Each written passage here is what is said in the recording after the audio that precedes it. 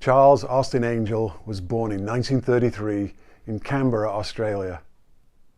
Austen was introduced to the physical sciences at an early age by his father, a hobbyist and natural experimentalist who, among other activities, used to melt scrap metal to cast machine parts in the family dining room.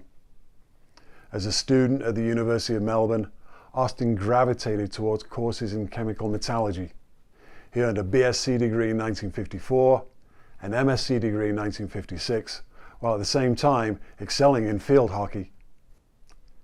After graduation, Austen secured a position at the University of Pennsylvania in John Bockris's lab, working on molten salts, before moving to Imperial College in London as a Stanley Elmore Metallurgy Fellow to work on the diffusion and conductivity of molten salt solutions. At Imperial, Austen earned a PhD in just 2.5 years, graduating in 1961. After his PhD, Austen embarked on a 6-month-long expedition in a Volkswagen Beetle, crossing sub-Saharan Africa before traveling the eastern Mediterranean coast through Jordan, Syria, and Turkey.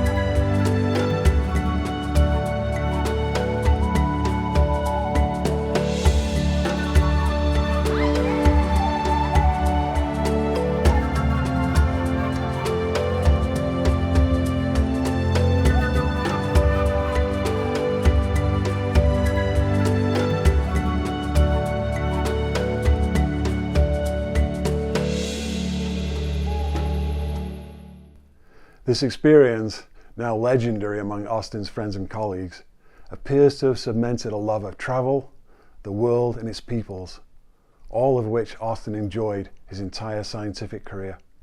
Upon returning to Australia, Austen secured a position at the University of Melbourne as a lecturer, where he started to work on glass-forming molten salts.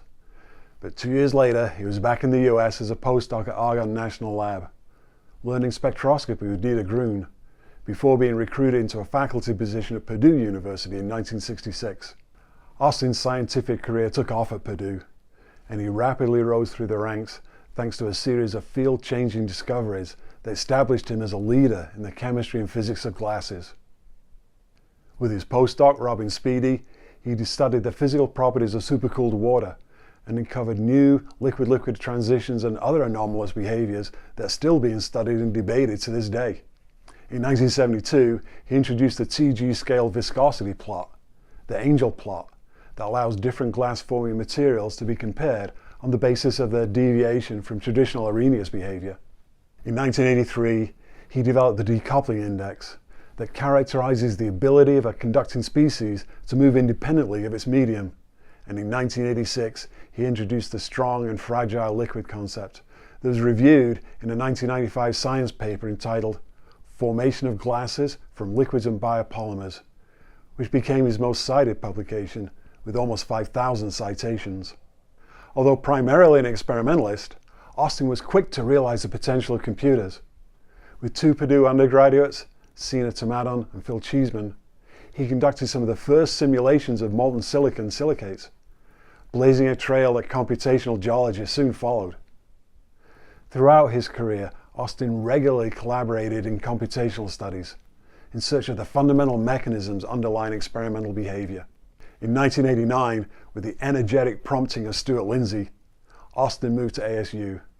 Attracted by the collaborative environment and strong materials research program, and he set to work on germanium, arsenic, selenium glasses in collaboration with Stuart and with Jenny Green. Austen quickly immersed himself in the ASU community and its diversity of opportunities, research and otherwise, and with guidance from geochemist John Holloway, he, Jenny, and George Wolfe worked out a method to study the behavior of water at more than a kilobar negative pressure. At ASU, he developed non-aqueous solvents for lithium-ion batteries and novel polymer-containing battery electrolytes. With Chang-Li Liu, he proposed the novel salt in polymer concept for glassy electrolytes.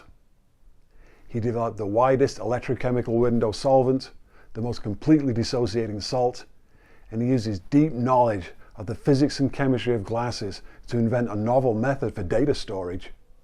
In Austen's extraordinarily productive career, he published over 700 papers, not just on the physical chemistry of materials and energy science, but also in fields as diverse as geochemistry and biochemistry. Austen's papers have received over 70,000 citations, and his H-index is 117. He was the recipient of many scientific awards and recognitions. He was elected chair of 3 different Gordon Research Conferences, and in 1998 was made Regents Professor at ASU. Austen was scientifically generous and a tremendous mentor to his students, to junior faculty, and to colleagues from all over the world. He had a deep scientific knowledge, broad research interests, and an infectious enthusiasm. He loved to seek out and catalyze new scientific collaborations, even if he wasn't directly involved in them. What was important to Austen was finding ways to push science forward and to finding answers to the most challenging and interesting questions. Austen was highly influential.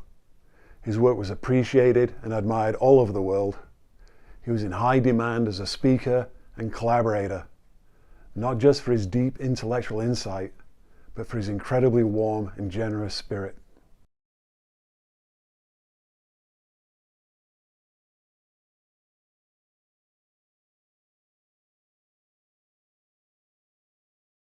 Austen Angell was a hero and a role model who shaped my idea of how science should be done. Driven by a boundless desire to know, always eager to share his thinking and to listen to others, kind and encouraging, joyful and fun to interact with, an authority on glass science and water science to which he contributed immensely. His example, warmth, and generosity will be cherished by generations of scientists who were inspired by him. Your humanity and generosity are as great as your love for science is infectious and inspiring.